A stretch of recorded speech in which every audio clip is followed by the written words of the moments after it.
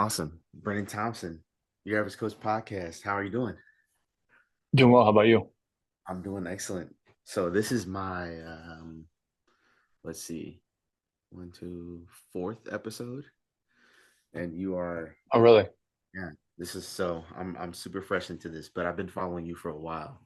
Um, so when I started, I was like, okay, who am I gonna get on the podcast? How am I gonna structure this? How am I gonna frame this? And I was like, definitely want to reach out to people that like I've been following and getting information from. So you were one of the first people that I actually reached out to, and I was like, shot in the dark, probably not going to happen, but whatever, we'll see. And you reached back out, so I really appreciate that. Um, so tell me a little bit about yourself. So I am a physical therapist and performance coach here in the St. Louis area. I've been doing what I do now for about the last 8 years, um, working with athletes of all shapes, sizes, ages, backgrounds, everything. So I've got athletes as young as 10, 11, 12 who are just learning the fundamentals.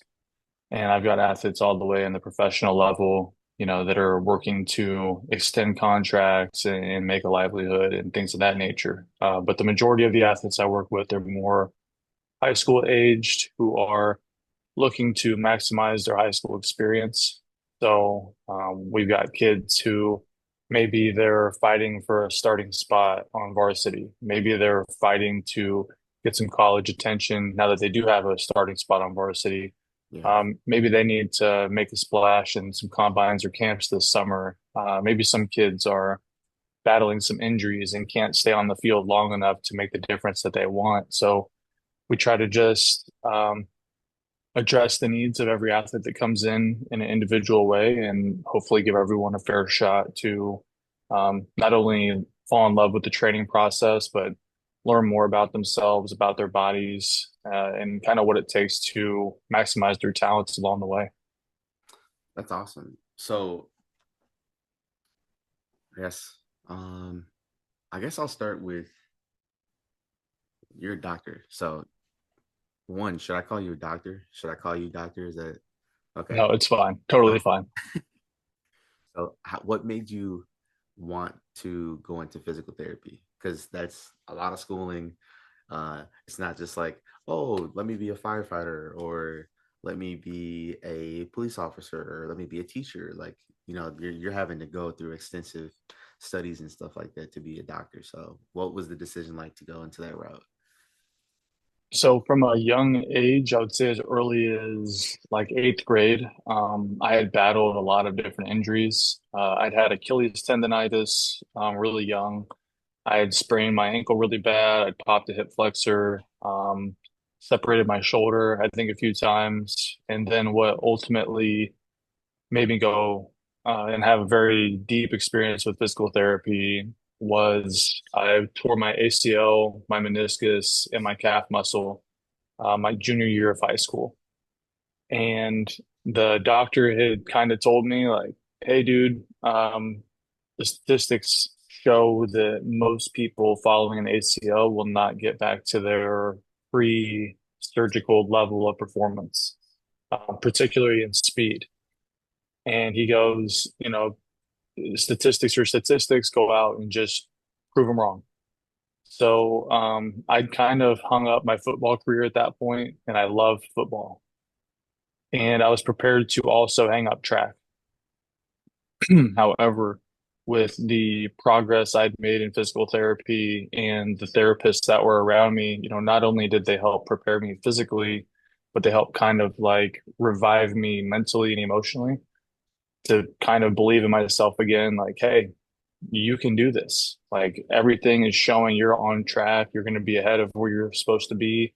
Um, let's give this thing a fair swing. And so I went from being kind of really sad and feeling sorry for myself to, all right, um, let's go. And things just continued to progress. And I eventually had the best season of my high school career following that long rehab stint.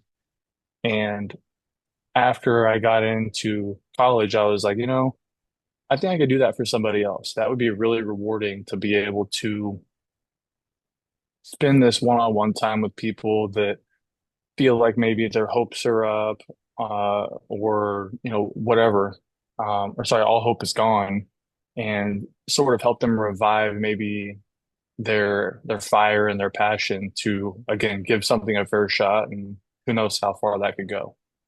Yeah, that's awesome. It's honestly, I feel like that's probably how most athletes end up going into that route because they've either had some type of like traumatic injury or something like that, and they go through the process of trying to rehab and stuff like that. Um, Kudos to you because I, for like a brief moment, was like, you know what, I want to be an athletic trainer or a physical therapist, and then I was like, oh, they got to go to school for 8 years, and oh, okay, never mind. so, so that's awesome. My I appreciate that. my cousin, he actually just graduated with his doctorates in physical therapy as well. I want to say 3 years ago now. So I kind of got some connections to you guys. So that's awesome. That's awesome. He's actually in the St. Louis area too. Well, he's from the St. Louis area. He's from Florissant. He used to go Oh, to yeah, yeah. Central. Yeah, Hmm. yeah. Yeah, that's So like maybe 20 minutes from me, and I've had a few really, kids out in that way. Yeah. they're pretty damn good out there. Like, holy cow! I saw the times from state. Um, but I don't know what the acronym for the Missouri State track and field is, but holy cow, those kids are blazing fast out there. Yep. Yep. There's a lot of burners in Missouri in general, but historically, I believe Hazelwood Central has been a pretty strong school, not only in track, but in football too. Yeah, he won two state titles in a row, went to three, lost the third um from 2009 to 2011. So like they were pretty good. Um but yeah, Missouri. So where are you from? Are you from St. Louis or No, I'm from Southeast Iowa. okay. So small town. It's called Fort Madison. It's one of the few spots where the Mississippi runs east and west. Um, we have two state penitentiaries. We had a really old one, and it got so old we had to build a new one. So other than that, we have the Tri-State Rodeo, and that might be it. So you're from a prison town. You guys are It's your a prison? small prison town. We're the Fort Madison Bloodhounds, and I believe we are the only bloodhounds in the country. Really? Okay, that's I interesting. think if there's any new ones, I haven't seen them yet, but last I knew we were one. I think we were one of one, if not one of a couple bloodhounds in the whole country. That's I would hilarious. only assume that that's linked to our prison town background, Probably sniffing out crime. sniffing out crap. Was that you guys model back in the day? Your Nope, it oh was my not. god. So out of the people that you went to high school and stuff with, like how many people do you know, let's be on the positive side, went into like law enforcement or something like that since you're from a small town like that? Um, I would say there's a decent. I mean, off the top of my head, I can think of maybe a handful.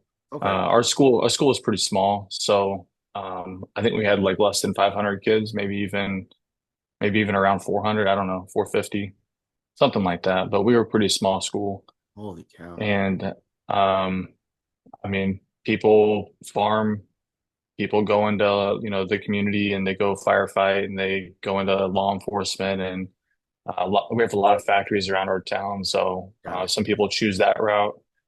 And then, some people went off to college. It's just kind of a mixed bag, as with anywhere, though. Yeah. That's interesting. 500 people in the entire school. My graduating class was 660 something. That's nuts. Again, to me, that's nuts because I didn't know that. Yeah. But down here, I mean, that's pretty normal. Kid comes in, yeah, we're graduating like 600 or 800 or something like that. I'm like, how do you know everybody in your class? Yeah, there's no way. There's I'm like, no I knew almost everybody in the halls of the school.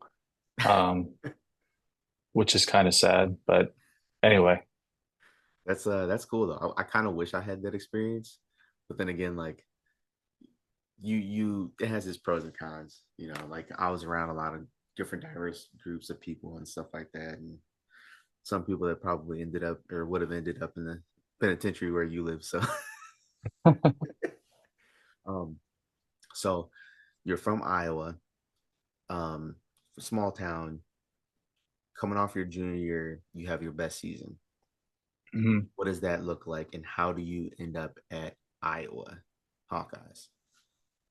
So I had surgery in October of my junior year, and then I rehabbed from October all the way through February-ish, and I was released from PT after about 3 to 4 months, um, which is not common now, but back then there was this whole aggressive return to play protocol that was like it was the big thing. And they're like, "Yeah, you could be a candidate for this. Let's just go ahead and like you're meeting all of the expectations, you're checking all the boxes, like let's just do it." And I went, and my junior season actually was horrendous. I remember I ran okay in my first 60, and I ran okay in my first 100. And then I was like, wait a minute. I just ran a 25 in the two, and I just ran like almost a 12 in the 100, and I ran like a 56 in the 400. I'm like, I haven't run these like ever. I don't remember any time I ran these. And I remember looking down at my right leg, and it was like so small. It Oh was yeah. tiny. It just atrophied so much from the surgery. So, um, following that year, because I didn't make it to state in anything, I eventually almost made it. If the qualifying standards were a little different, I would have made it. But at the time, this qualifying was what it was, and I missed out by like a tenth of a second, maybe in the 200 and the 400. Wow. But from the end of my junior year all the way to the start of senior season, um, I was just full speed ahead. Uh, I was out training all summer, running, running, running. I was just doing what I was familiar with, just cranking out 400s and 300s and 200s and running all over town. And I mean, that's all I knew. And by the time track season had got here, I mean, I was living in the weight room. I was strong. And I remember, actually, I just met up with one of my old coaches recently. And he goes, "You know what was crazy? I remember you coming off that ACL and there was just nothing stopping you." He's like, "I remember it was winter and there was like 6 or 8 inches of snow on the ground and it's lunchtime and you're out there with a shovel on the track digging out a lane so that you can go and get work in." He's like, like you were literally the epitome of no excuses." I'm like, I just didn't want to, I just couldn't go out that way. So I Yeah. just worked super hard, and I got just good enough that I PR'd in the 100, the 200, and the 400. And Iowa had been familiar with me for the past couple of summers because I'd gone to their camps, their track and field camps. Nice. And they're like, yeah, I think we can get a tryout spot for you. Because I had already committed to Iowa as a student. Like, I Yeah. was accepted. I was going to go there as a student. And even if they hadn't, uh, reached out or, given me a spot to try out, I was going to go there. Like I turned down a couple D3s and a couple D2s and NAIAs. And like, I'm just going to go and get my education and be done here. But when he extended that tryout spot to me and he sent me the program, I'm like, okay, well, we're just going to keep this ball rolling and see how far it takes us. So, trained all summer, got there. And then I realized I was a big fish in a small pond all through high school because them boys at Iowa were rolling. I had a teammate running like 10.2 and 20.5, and I thought I was fast at like 22.1, 22.4, and like 10.9. No, nope, Yeah. no. You learn quickly. So very quickly, I'm like, okay, um, this is my team. This is a good group of guys to surround myself with. Let me just cling on and compete hard and see what happens. So few months in, we have some time trials, and basically, if you do well enough, you get to stay on the team.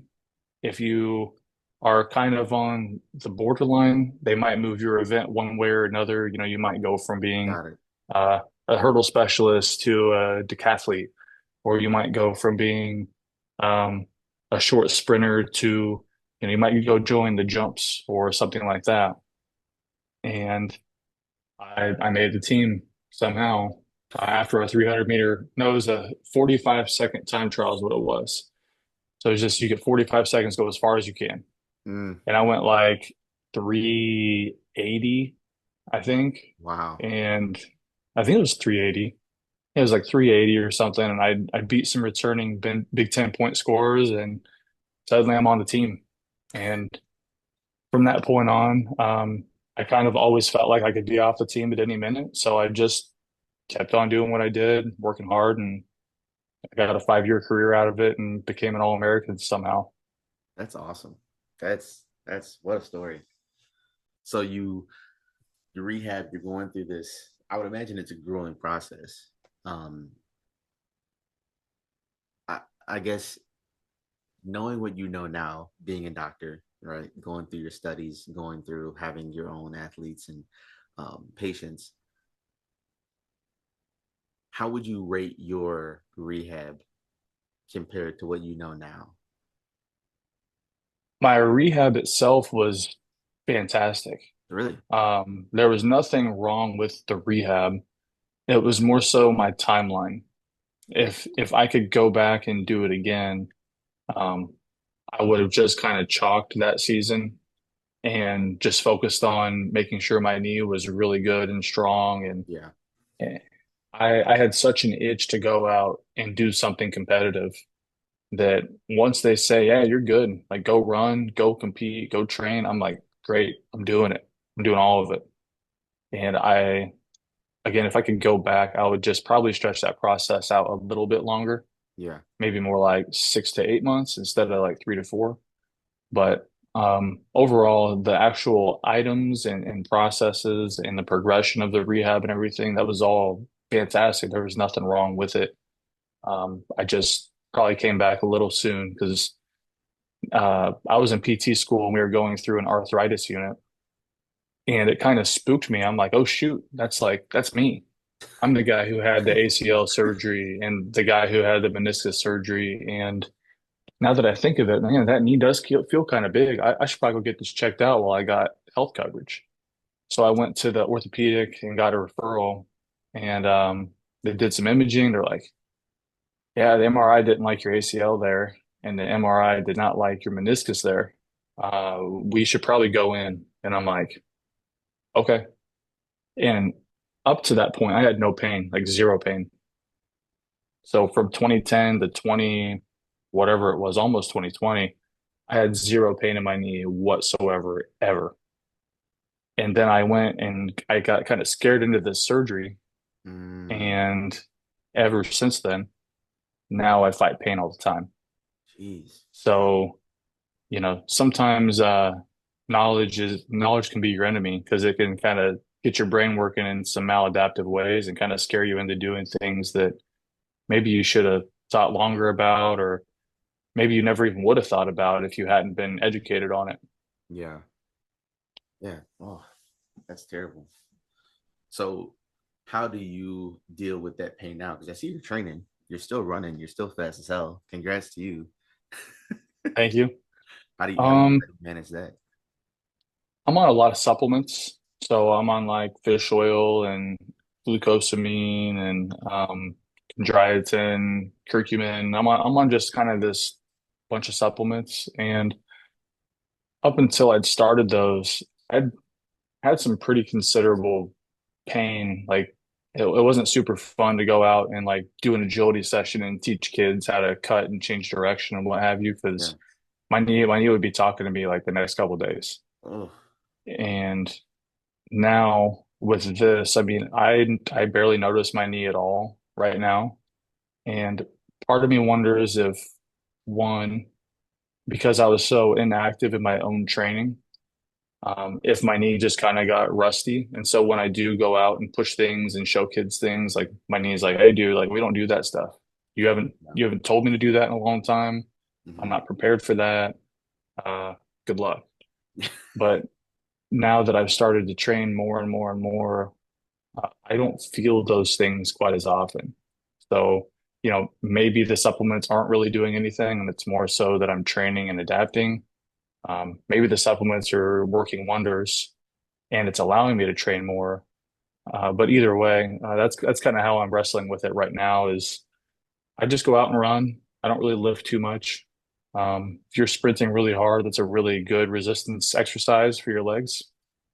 And if you're moving fast, you're working hard. So Yeah. I don't do well with like deep knee bending, and I just had to learn that about myself. Like I'm not gonna go and squat the house ass to grass anymore. It's just not. It's not something I really care to do. It's Yeah. not something I respond well to. So it's not my program anymore. Yeah. And you just kind of find these little things like I respond good to this. My knee feels really good after this. I'm going to do this a lot and make it a staple of my program versus, once you've kind of ego lifted through your pain a few times and you're like, yeah, those deep squats aren't really feeling the same way they used to. No. Okay, cool. We're not doing them anymore. Great. I have no reason to do them. There's no one who's writing my program and saying like, you suck unless you can deep squat. Like, okay, Yeah. cool. I guess I suck then. Yeah. I'm with you. My deep squat days are done. I played football uh, in college for a year, ran track, and yeah, like I got back.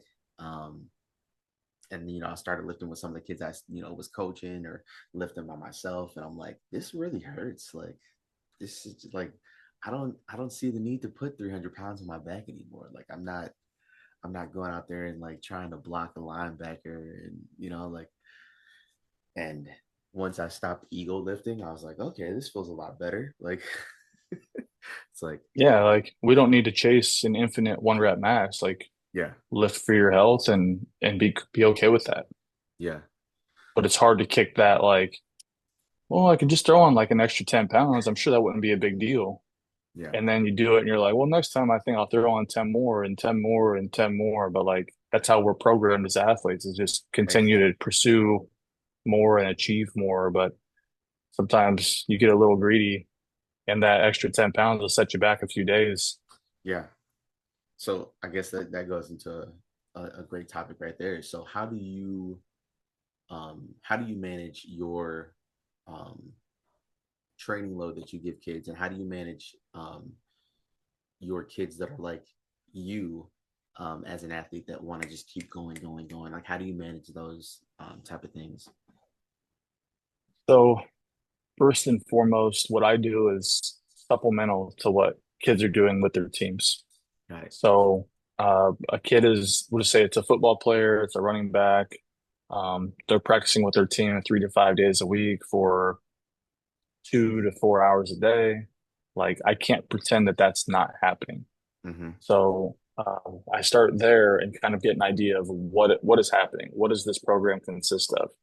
Well, I hear a lot about conditioning runs. I hear a lot about like lifting for an hour and a half, 2 hours.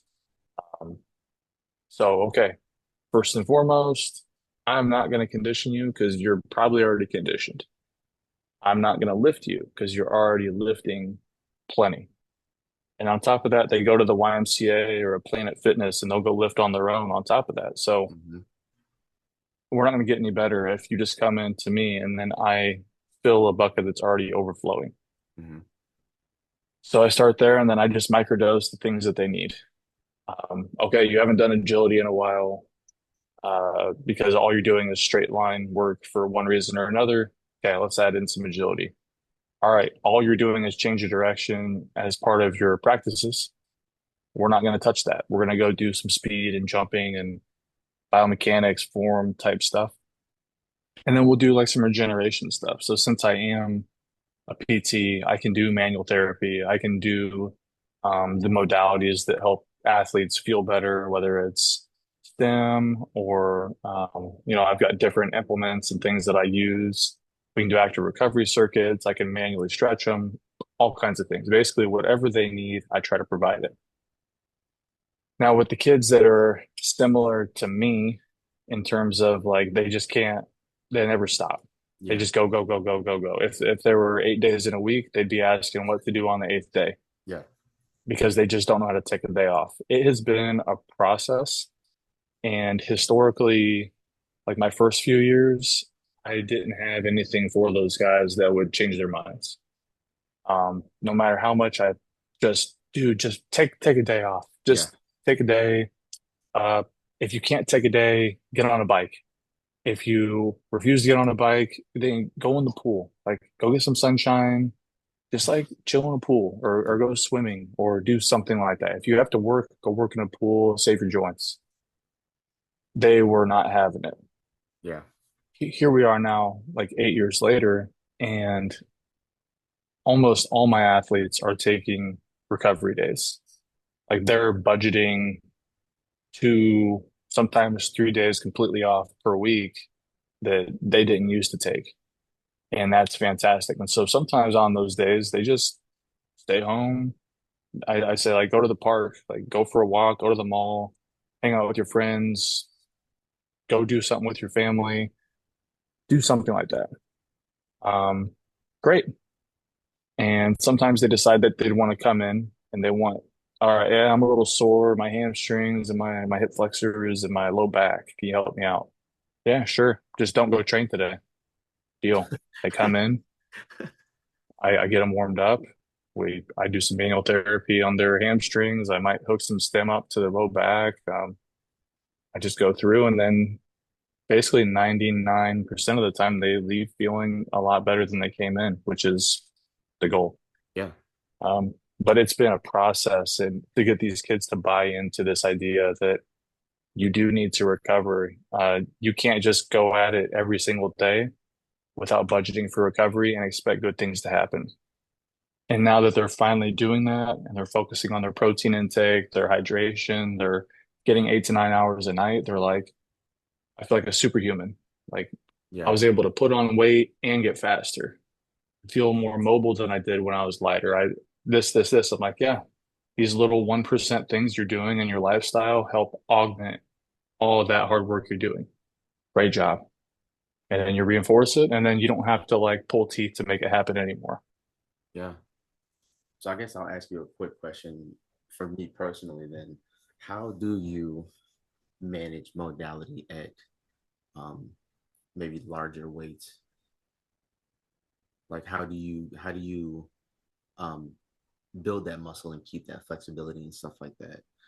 Is it just the mobile or the manual stretching? Is it a biomechanic thing? Like how do you manage that? Because I feel like most athletes, they get really big, they get jacked, right, and then they start to lose a lot of the things that make them so athletic. Yeah, I think that the kids, I see this particularly with the kids that were of the thought that the more that you lift, the better athlete you're going to be. And that that's like a 1-to-1 correlation that for every extra pound that they add on the bar, that suddenly they're 1% better on the field. Yeah. And as as those kids come in, they tend to be kind of stiff. I watch their max outs and they're doing like half squat or a three-quarter squat instead of a full squat on their maxes. And so they're not emphasizing range of motion in anything.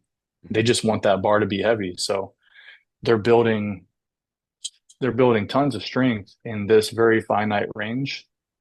And if they could drop their ego enough to lighten the load on the bars, they could get to full range. Well, now as they build that strength, they're going to have good motion. And I feel like that is a missing part a lot is they ego lift in very, very small ranges that aren't complete. And so then when they're out on the field and their hips are tight and their shoulders are tight and they're running tight and their moves are tight and they don't have like an athlete flow to them because they just muscle through and power through everything. Mm-hmm. That's where a lot of those athletes I feel um, might appear to be limited range of motion. And it's just they never access it. So how can their body be familiar with it and allow it to happen? So what would you tell them to do? Like take the weight off and just really focus on range of motion. Um, Yeah, get to a heavy enough weight that you're getting a stimulus, but you yeah, also need to be able to get into range. And that might not happen overnight.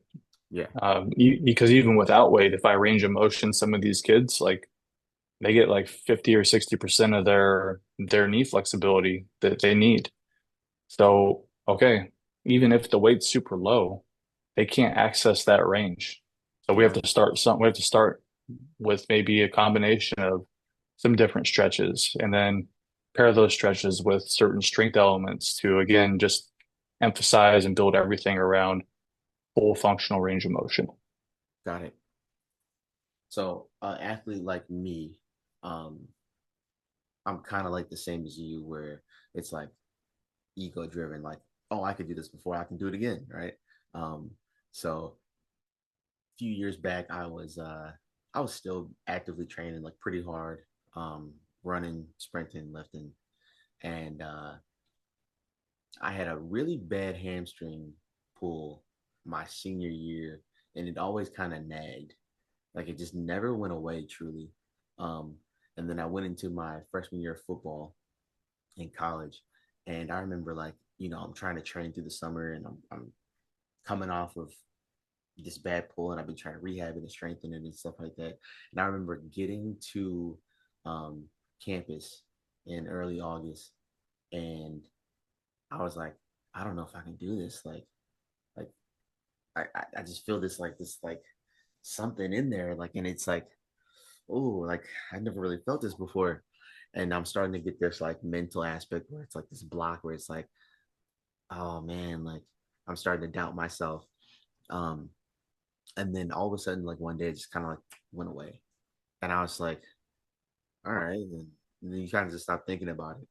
And then fast forward a few years later, I'm training still, and I'm running with the kids that I'm coaching at the high school level, and I pulled my hamstring, and I was like, ah, damn, okay, I know how this goes, just rehab it and strengthen it up, and then um, I pulled it again like a month later, and then I'm like, okay, like this is kind of unfortunate, whatever. And then uh, in Illinois, there's a race at state, so anybody can run. It's under the state lights, and me and one of the other coaches that I work with, we were like, all right, we're gonna run the 100, and I'm still like actively running. I'm feeling pretty good, and I pull it again, and this time I'm like, oh, did I just tear my hamstring? Like it's a little different. Like tended to the touch, like I couldn't even like walk. Like it was so excruciating, and I was like, wow, like I didn't like how that felt, and like ever since, it feels like um, no matter what I do, I just can't get it back right. Like so, what would you tell an athlete like that that's having like the same consistent issue? Like what would be the first thing that you would look at? Would it be the flexibility or the range, or would it be the strength, or like what do you think? I mean, we would do a full assessment, check your range left to right, check your strength left to right, check your range in, sorry, your strength in different ranges, and then kind of your activity tolerance when we're doing kind of functional things.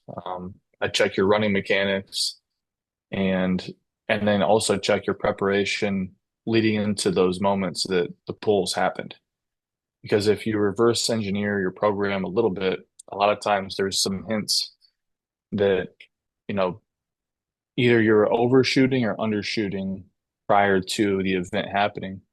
And then suddenly you get a burst of adrenaline, you're under the lights, and you're running hard for the first time, like at that intensity that you haven't accessed in a long time, Mm-hmm. and it goes. Or the opposite. You've accessed that intensity so frequently that you've maybe burned yourself out, Mm, and now you're setting yourself up to injure yourself the other way by overuse. yeah. And then, with combination of your mechanics, whether it's, I get a lot of athletes that heel strike because I get a ton of field sport athletes. So when you have cleats on your heels that promote you to uh, interact with the ground with your heels, when those spikes are now gone and you're running in tennis shoes, a lot of time you still see it. That heel strike is still there. And um, what it does is you cast out in front of your body, you dig in with your heel, and when you dig in with your heel, it engages the hamstring at a long length. Mm, And the further that you cast out, the more vulnerable I feel like your hamstring gets, or the more stress and strain goes to the hamstring than maybe should. And so now you extrapolate that by hundreds or thousands of steps, and now little by little, you have damaged that hamstring, and then it finally goes. yeah. So again, there's a lot that goes into what causes hamstring injuries, but the biggest risk factor for a hamstring pull is a previous pull. Mm, So as long as you have that injury history, you're always going to be more susceptible to another one. And yeah. I think the more that you have on your laundry list of injuries, the more likely it is to happen again and again and again. Well, I hope my athletes are watching this. So stop challenging me. All right, I'm prone to injury, and it's gonna keep happening. So, That doesn't mean give up. I mean, I've oh pulled no, mine a ton in college, and I've even pulled it post collegiately several times. But um, knock on wood, I haven't had really any major problems with it in quite some time. My last one was kind of a freak accident where I didn't know how to get off a piece of equipment the right way, and I was going full speed on, and I just landed wrong. My whole body flew forward, and I popped my hamstring up at the origin point, kind of right under the butt cheek, got it. and it almost actually pulled off the bone. So that one set me back several months. Like I couldn't even jog without pain for several Jesus. months. But now I've been pretty fortunate for the most part. I'm sure I say that and then I'll blow it next week. I'm not on wood for you. But but just being real about it. Sometimes these things are unavoidable. Yeah, But just because we have a very rich history of it happening in the past doesn't always necessarily mean we're doomed for eternity. yeah. That's um, that's interesting to hear that once it happens once, it's kind of because you don't really think about that. Like when you're younger, you're like, oh, it happened one time, whatever. You just fight through it. Um, I remember a few years ago, I had bursitis in my Achilles, and every time I took a step, I thought I was gonna tear, and I was like, this is like the worst thing ever. I wouldn't wish this on my worst enemy. Like this is, and I remember that was like probably the longest time that I've had to deal with an injury. Um, and it's crazy, like I'm an adult at this point. I'm not training for anything specific.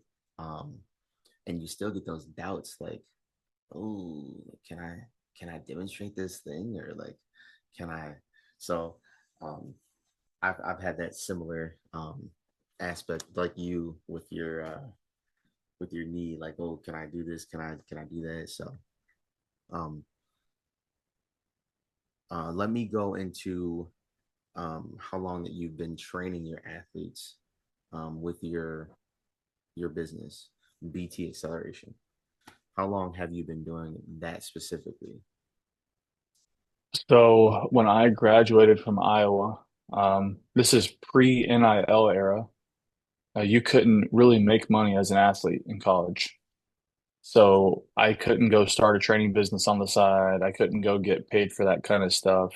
I did help with some camps and clinics at Iowa while I was there, but I mean, even for me to go and like clean cars for my high school employer, I had to have like a stack of paperwork like this for them to basically say, hey, you're not going to pay this tryout sprinter on a non-revenue sport um, tens of thousands of dollars per hour to do a job that's like 20 to 30 bucks an hour. And they make it inconvenient almost for you to like hold a job. So when I graduated from Iowa, I had parents reaching out and they're like asking me to like, hey, can you help my kid with this? Can you help my kid with this? And I never really thought about it too much. I mean, I had a few former teammates that were into training, and I thought it was kind of cool, and I wanted to maybe see where that could go because at that point I hadn't even been accepted into PT school yet. Um, I had applied to six different places. I was denied at three. I was waitlisted at three. Um, and really, I was waitlisted at two because at Iowa, I was like a low priority waitlist. Even though I was an alum there, I wasn't like a high Right. priority waitlist. But I think I goofed up when I was applying, and I didn't put that my transcript reflected my abilities because balancing sports with a high academic load is really tough. And so I didn't have a pristine GPA, and so anyway, um, I was planning on taking a gap year at this point Hmm. because I hadn't been accepted. Everywhere I'd called, they're like, "Yeah, our class is looking pretty full. It's looking pretty solid. I don't know that anybody's going to drop. Good luck next year during your application process." So I was like, "All right, I guess I'll just train some athletes." And people were driving, 30, 40, 50 hour and a half to come and work with me. And I never Wow. even thought that um, I would have that kind of a draw. And this is before I had any social media following. These are just people that just knew me. Then um, I moved back home in Iowa. I'd started this thing up and I wasn't home a few days and watched you calls. And they were like, "Hey, someone just dropped from our program. Um, you're you're like the next one up. After we have like a phone call out to the West Coast, and if they decline, then like we're gonna offer you a spot of admission." So I was 54th on the wait list at the time, Oh, and somehow I worked my way all the way up to one and got in. wow. So that was super super lucky. But now I had to go start my business in a place that I'm very unfamiliar with. Yeah. Um, for example, the state of Iowa population wise could fit into St. Louis. So like I go from having to drive like to access 3 million people, I would have to drive the entire state of Iowa. Or you now have access to roughly the same amount of people within like less than an hour radius. Yeah. So I go into a new place where I can't like use my name and be like, "Yeah, I'm that Iowa guy that you've heard of that was on the All American blah blah blah." Like I don't have that. So my um, girlfriend at the time, now wife, was she had majored in business at Iowa, and she was like, "Hey, I've done some research. Here's some different athletes you should reach out to. Send out these messages." So I Wow. did, and I ended up my very first client was Kyron Williams. The He is Rams. the yes, Holy cow. as a junior in high school though. Wow. So he was a junior in high school, and he was my first like major client here in St. Louis. And once he had a good experience, uh, you know, with big athletes in the area, all the athletes who want to be big athletes are looking at what they're doing. If this Yeah. athlete is with this trainer doing these Mhm. things, then they want to be there with that trainer doing these things. Yep. And that was kind of like beginning of a small snowball effect that made me think like, okay, this could maybe be something. And what started as like a goal to just maybe, help some athletes, pay a cell phone bill here and there, get an extra tank of gas, get some groceries, pay my rent, has just kind of become this big, giant thing over the last, 8 years. I went from having 1 to 3 sessions per week. Now I'm seeing like, I mean, I think my roster right now is like 100 athletes Holy cow. um, here in St. Louis, and that's just in person. And I've got several online, and we've got teams that we've worked with, and those kinds of things as well. So it's just grown and grown and grown over the years, and I've got to meet a lot of awesome people, like one of your other guests, Tony Holler. Yeah. Um, he's been a good guy to get to know, and I get access to these very knowledgeable people that are happy to share. And you get on a call with Tony, and suddenly it's been an hour, 2 hours, and you've covered everything under the sun and Yeah. caught all the way up, and you feel like you could continue to talk for hours and hours and just chop it up. And so having a good network and having a platform that you build up and doing right by the athletes and delivering a good experience has just continued to snowball this business into something I never could have imagined. Yeah, that's awesome. And Tony's great. He's great. He's a rival of mine out here, but he's resigned now, so I can support him in all his endeavors. But that's awesome. Yeah, like that's honestly the reason why I'm speaking with you. I've been following you, just like I told you before we started. And you give out a lot of information and you help a lot of people that you don't even know, because I would imagine that even the people that get information from you aren't just reaching out and thanking you like we should. But yeah, you're out there helping so many different people, and you're doing a great job. And I've been supporting you from afar for a long time, so I'm super gracious to have you on the podcast. um, is there anything that you have coming up soon that you want to talk about, or any events that you're going to be at, or anything like that? Or Nothing really right now.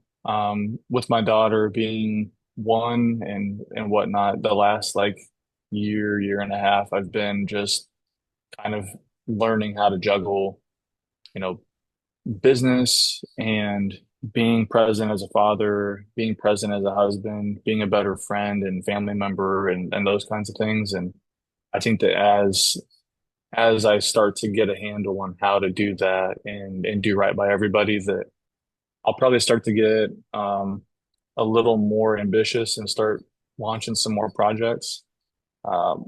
Big things I'm working on right now are there's this GPS company that I'm using and I'm trying to learn how to implement and help them sort of refine and grow a little bit. And then, I'm always just trying to innovate a little bit and tweak little things a little bit here and there and just see what kind of good outcomes I can get. But I'd say right now I'm running more case studies.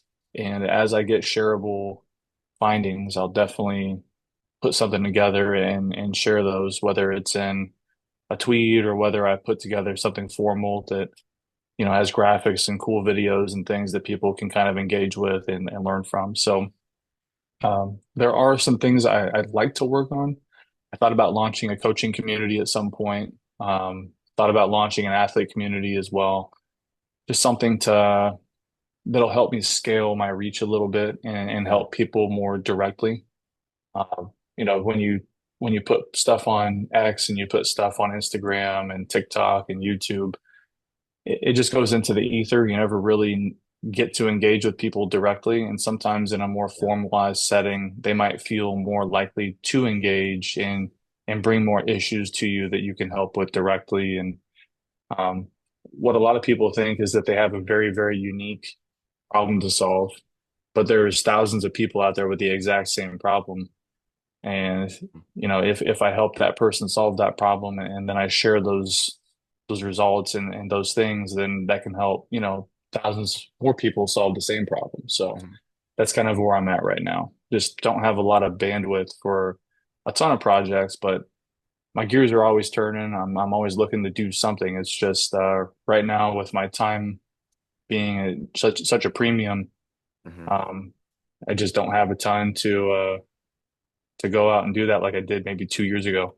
Yeah, I feel you. With a 3-month old who doesn't like sleep, I think he might be allergic to sleep. So um, I completely understand.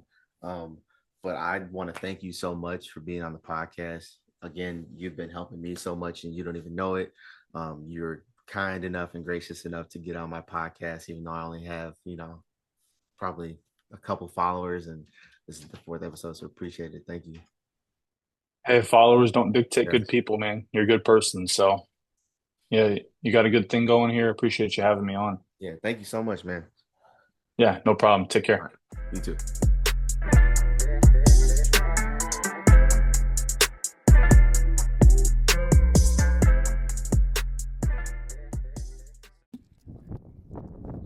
Yo, If you're ready to be blown away. your Average Coach Podcast. Tune in, baby.